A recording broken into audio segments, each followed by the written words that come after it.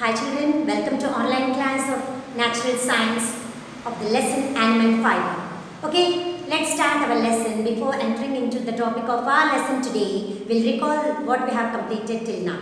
So, you have studied about the manufacture of the silk, isn't it? So, we get silk from silk moth. That its scientific name is Bombyx mori, isn't it? So, what is the name of the lesson that we are really studying about? It is animal fiber. And the topic is about the silk we have so far covered. Manufacture of the silk, isn't it? So, we get silk from the silk moth. Its scientific name is Bombyx mori. So, it has how many stages? 4 stages in its life cycle. What are the 4 stages of life cycle of silkworm, children? It is egg, larva, pupa and imago stages. Eggs. Silk moth lays 500 eggs in one row and dies. So then when it lays the eggs, they are being kept on a wire mesh and they are allowed to eat when they grow into the larva stage. They are allowed to supply with the mulberry leaves, as I said to you earlier. So they eat the mulberry leaves and try to grow. So after 30 to 35 days of the larva stage, they have developed. They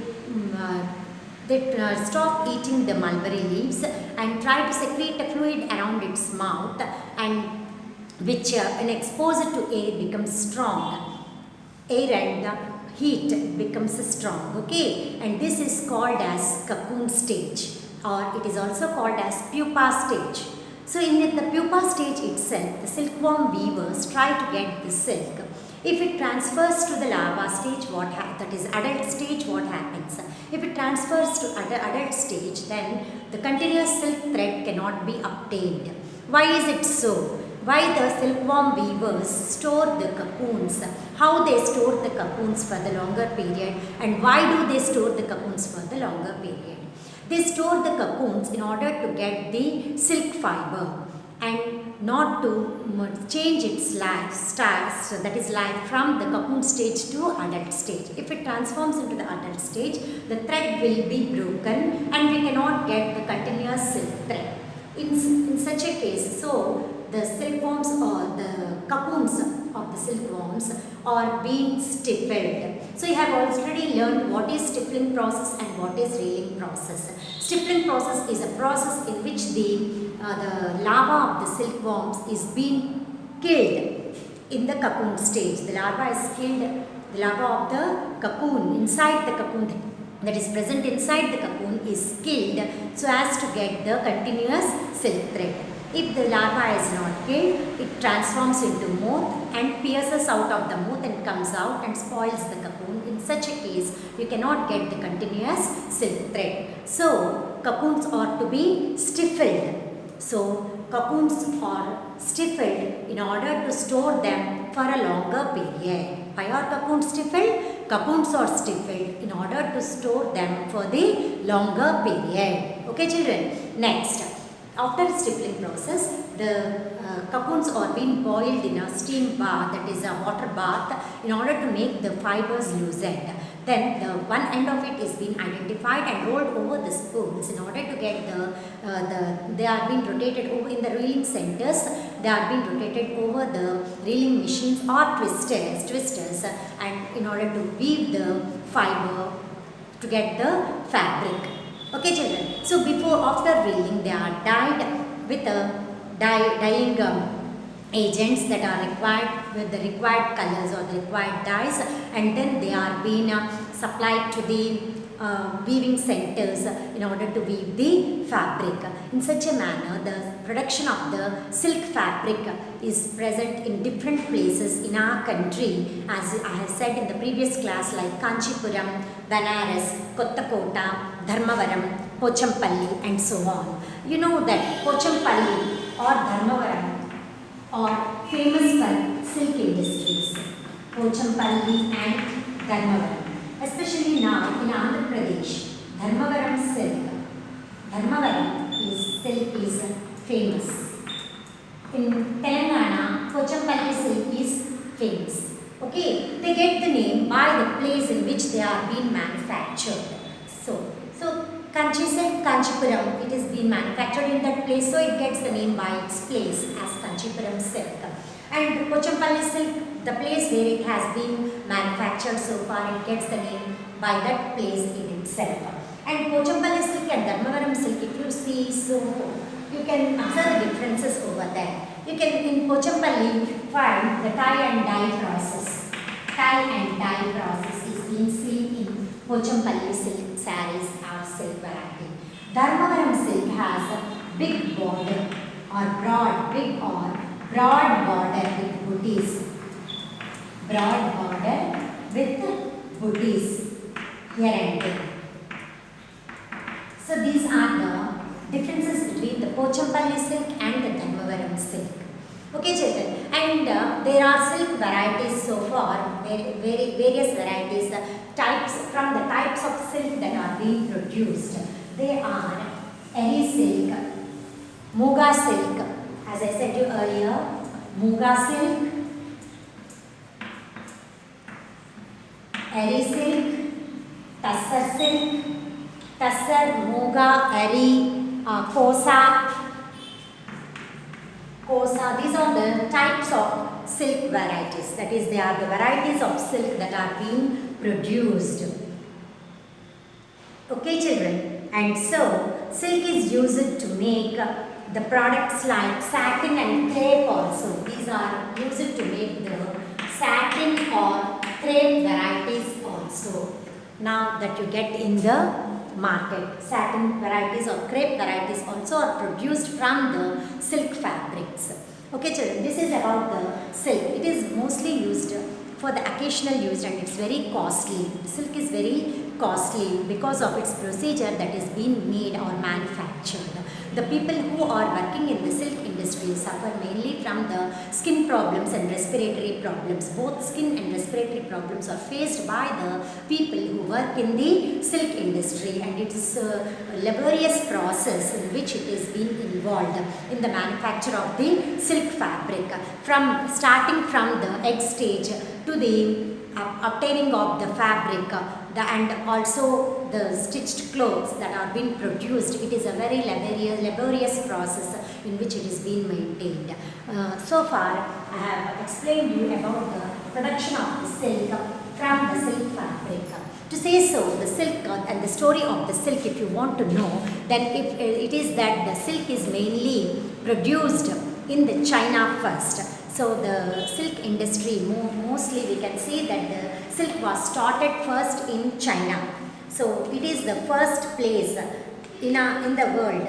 So where the silk was produced. How it began, to say so, I'll read a simple story so that you can understand that how the silk was produced in the world. Chinese traditions, along with the writings of the Confucius, tell the same. That is, in the 2700 BC, there was a tale, that is a story about the silk. It states that the Empress Li Zhu, that is Si Lingxi was an empress of the Chinese empress, was having tea one day under the mulberry tree with her husband Emperor Huangxi when a silkworm cocoon fell into her cup. So when an empress was taking tea under a mulberry tree, so a silkworm cocoon fell into her cup of tea. So what happened? In an attempt to take it out, the thread of the cocoon began to unroll. So the empress thought of weaving the thread. So what happened? Cocoon fell into the cup of the empress, and then it started to unroll. So the emperor encouraged his wives to study the life of the silkworm, and so she learned the art of raising the silkworms, or what is called as sericulture. Now you know, obtaining silk or the process of obtaining silk, the process of obtaining and rearing the silk, the process of rearing silk is called as sericulture. Rearing silk is called sericulture. The process of rearing silk involved in obtaining silk from the silkworms. The process involved in obtaining the silk by rearing the silkworms. It is called as sericulture. Rearing the silkworms. Rearing the silkworms. For obtaining silk. The process of rearing of silkworms. For obtaining silk. Why you are rearing the silkworms? For obtaining silk. It is called as sericulture. Process of rearing of silkworms for obtaining silk is called as sericulture. What is sericulture? Rearing of silkworms to obtain silk. It is called as sericulture. So here her finding was taught as well, and thus the advent of the silk industry. So the finding of, so first where was the silk industry first found out, or it was improvised in China first. So the world famous silk, it was the silk industry was started mainly in China, we say. However, archaeological evidences show that the origin of silk industries traces back to 3000 and 5000 BC. The sites of Yangsha culture in Xia country, Shanxi, reveal a cocoon of Bombyx mori or a domesticated silkworm along with the silk weaving looms. So we can say that the silk industries was first prominent in China. Okay children, so now you will learn about the woolen industry, that is rearing of wool or the production of woolen fabric from the wool, how it take place. So what are the various steps involved in the manufacture of woolen fabric? So production of woolen fabric. In today's class, I am going to explain you about the production of woolen fabric. Production of woolen fabric. As you very well know that wool is produced from various animals like sheep, goat, camel, llama, etc. Yak and all. These are the animals from where camel also. You get the wool. Angora goat also produces the wool for us. So what are the various places in our country where the wool is being produced? So wool is produced in various places of our country like Jammu and Kashmir, Himachal Pradesh, Uttar Pradesh, Uttaranchal or the Sikkim, Haryana, Punjab, Rajasthan and Gujarat. So note down the places children where the woolen fabrics are being produced. Places in our country. Places in our country where wool is produced. Wool is produced. Note down. First one is Jammu and Kashmir. Okay children, it is Jammu and Kashmir, Uttar Pradesh, Uttaranchal. Note down children the places where you get Himachal Pradesh, Arunachal Pradesh, Sikkim, Himachal Pradesh,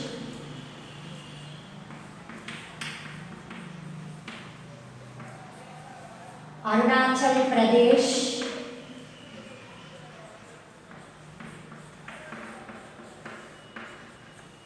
Sikkim,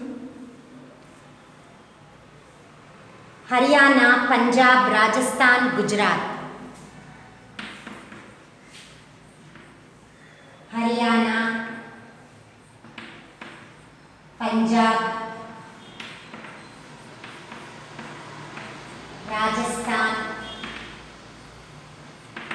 and Gujarat. Okay, these are the places where you find the woolen, so where you find the wool mostly in our country. Okay, next. So production of woolen fabric, as I said you earlier, involves various steps. What are the various steps involved in the production of woolen fabric? They are production of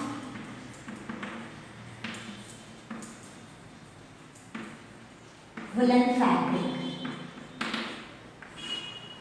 First one is shearing. flow chart for you so that you can understand clearly. Next, shearing, sorting,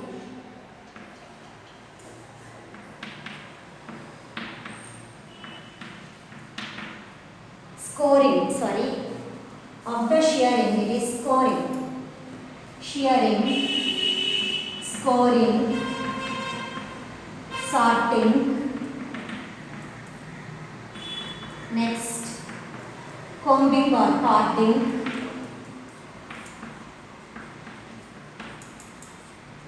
next dyeing, rolling and twisting. So you get the shearing, scoring, sorting, bleaching. Children, here it comes the bleaching. Bleaching, dyeing. Sixth one is combing or carding, rolling or twisting. Then comes the rolling or twisting, spinning,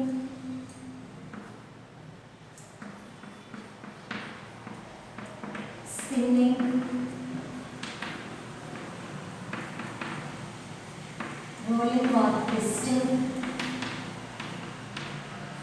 Next, weaving or knitting.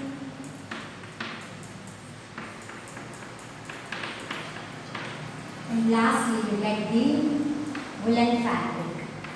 So understanding about each and every step gives you how the woolen fabric is being obtained for us. So first stage is shearing process. In shearing process, the wool is being removed, that is the fleece. The fleece is the hair of the sheep or goat or any animal is being removed from the animal skin, that is skin, with the help of a razor, especially in the spring season, so that it is not affected with the atmospheric conditions. Okay, so with the help of a razor it is being sheared out, it is removed. Removing the fleece of the animal is called as shearing process. Okay, fleece on the skin of the animal is called as shearing process. It is done with the help of a razor.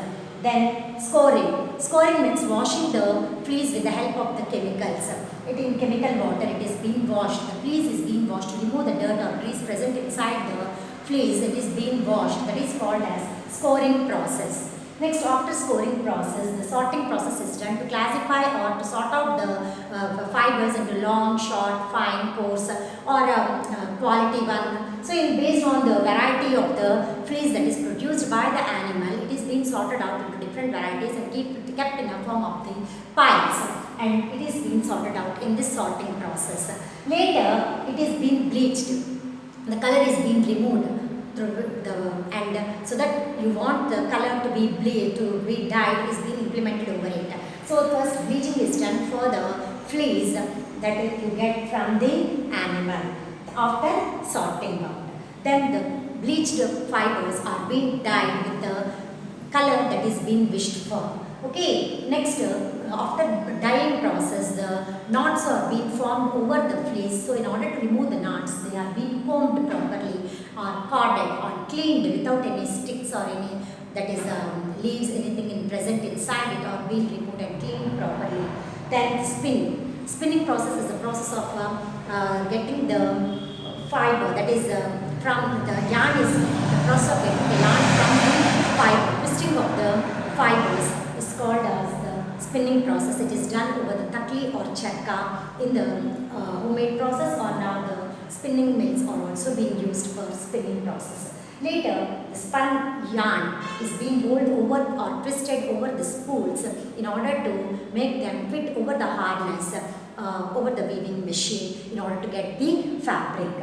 So they are being rolled over the twisters, and then they are being over the weaving machines, or even the wool are being knitted by the help of the knitting needles.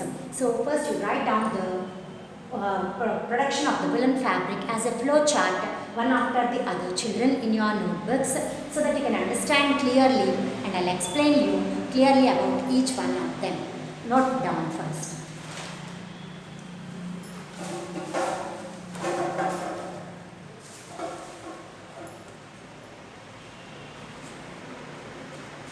Apart from weaving, knitting is also a process that is used in the weaving the fabric of the wool. So this is a wool, children, that we get after the spinning.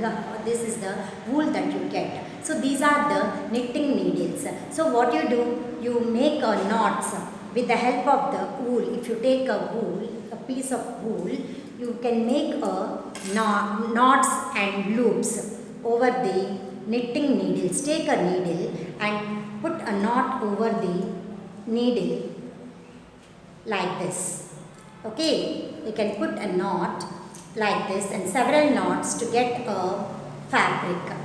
So you have to knit the fabric. So this is the process of knitting, usually done as a homemade process and handmade process. It is a handmade process of getting a fabric from the wool. Okay, so woolen fabrics are being knitted in this method. So after forming the knots, each you will be removing the loop from the knot and getting into the other needle like this. You are being, see here children,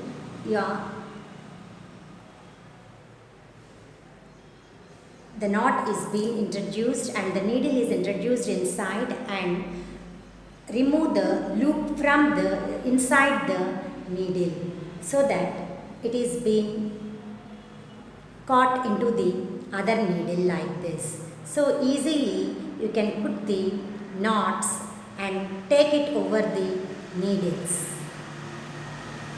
Okay children. So this is the way in which the loops are taken from one needle to the other needle, forming knots and loops. So this is how the woolen fabric is being made. Okay children, and now you observe clearly about the various steps involved in the production of woolen fabric. First one is shearing. What do you mean by shearing process? Shearing process is removing the fleece from the animal skin in order to get the fleece, that is fibers or the fleece from the animal. It is done in which season? Autumn or spring season only. Autumn or spring season only. Otherwise the skin of in summer season it is being protected with the hair it has. So it has to be cut or removed in the spring season. Next, scoring process. Scoring process is the process in which it involves the cleaning of the fleece with the help of the chemical water. And next, why is it done? In order to remove the grease or dirt. Scoring process is done. Next, sorting process. In sorting process, the fleece is being sorted out or classified into short or long, or it is fine or coarse, smooth or rough. In these varieties, you can sort it out through by touch or by feel. You can see it and sort it out and put them into different piles. Next, bleaching. Removing the color of the fleece. It is called as bleaching process. Next, dyeing process. Dyeing process is the coloring the yarn. So next, combing and carding process is done with the help of the carding machines. Combing machines are being used. In fact, you can see the picture of the combing machine in your textbook, children. It is clearly given over there for you. This is the combing machine. See here, children. This is the combing machine. Okay. So in fact, you can observe this, and afterwards spinning is done on the spinning machines, or takli or charka is also used to spun into yarn. The yarn produced is rolled over the spools, and it is rolled over the spools, and this process is continued with the weaving or knitting. The knitting involves the knitting needles, and the weaving is done over the weaving machines. Okay, so you know very well that looms are used for weaving process. In last year only you have studied about the weaving machines. So weaving is a process of obtaining the that is the interlacing of the warp threads and the weft threads. As I said you earlier, What is spinning process and what is weaving process? Spinning process is the process of obtaining the yarn from the fiber. Process of obtaining the yarn from the fiber is called as spinning process. What is spinning process? Process of obtaining yarn from fibers.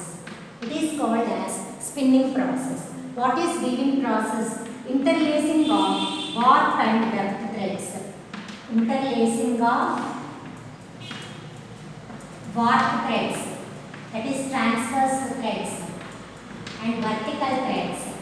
Warp threads and weft threads by fitting over a harness in a loom.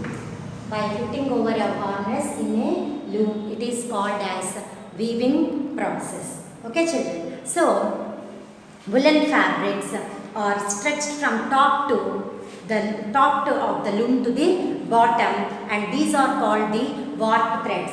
As I said you earlier, top to bottom, which are fitted to the loom, over the loom. These are called as warp threads. And the horizontal threads that are fitted, the threads that go side to side are called weft threads.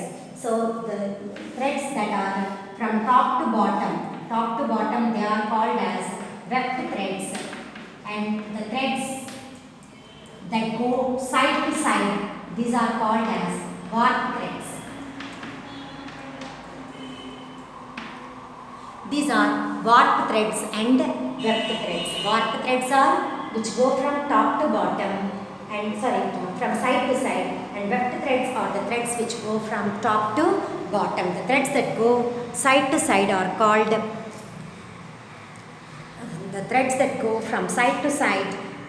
weft threads, and the threads that go from top to bottom of the loom, they are called as warp threads. Okay, children? So this is the difference between the warp threads and weft threads. So one important part of the loom is harness. The harness lifts every other warp threads so that the weft threads goes one under the next. So harness is harness is being fitted into the loom. It lifts. The harness is another word that you have to be familiar with in this loom is harness and shuttle. These are the two words, warp thread, weft thread. Weft threads are vertical threads, and the warp threads are the threads that move in the horizontal manner. So you can see, it's been confused over. Top to bottom are called as warp threads. These are warp threads, and horizontal threads are called as weft threads. Okay, children, warp threads and weft threads. And a harness. Harness is that it lifts every other warp thread. It lifts every other warp thread one over the other of the weft thread like this over. Is it clear, children? So the harness lifts every other warp thread so that the weft thread go one over the other to the next. So all the types of the yarn, whether